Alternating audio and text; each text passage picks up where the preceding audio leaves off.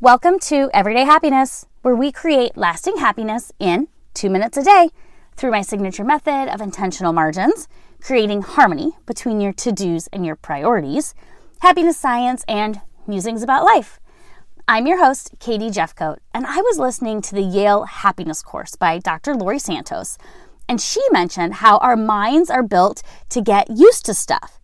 She used the example of being in a dark room, and when you walk into the light, it's like, oh my gosh, the brightest day of your life, right? Your eyes can't even take it. You get so used to the dark that we've just adjusted to it. Our eyes, our brains, our minds, we've all adjusted.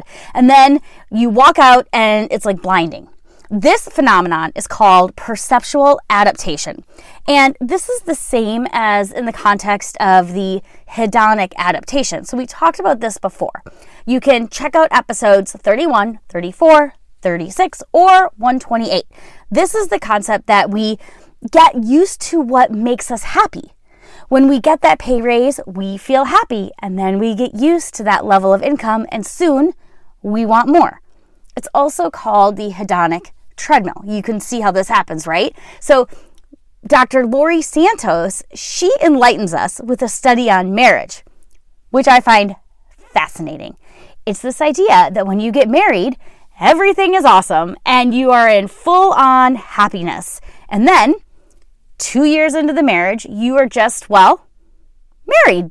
It's this idea that you've gotten pretty used to your partner over the past 2 years and the excitement has worn off. Fascinating, right? Well, scientist Dan Gilbert wrote a book called Stumbling on Happiness. And he says, wonderful things are especially wonderful the first time they happen, but their wonderfulness wanes with repetition. But this is sad, right?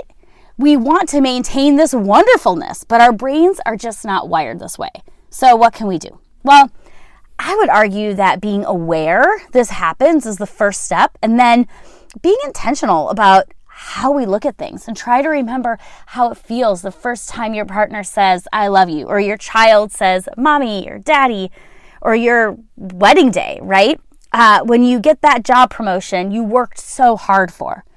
Our emotions are so complex, but revisiting these first moments can bring us gratitude and happiness, which are great feelings to have, right?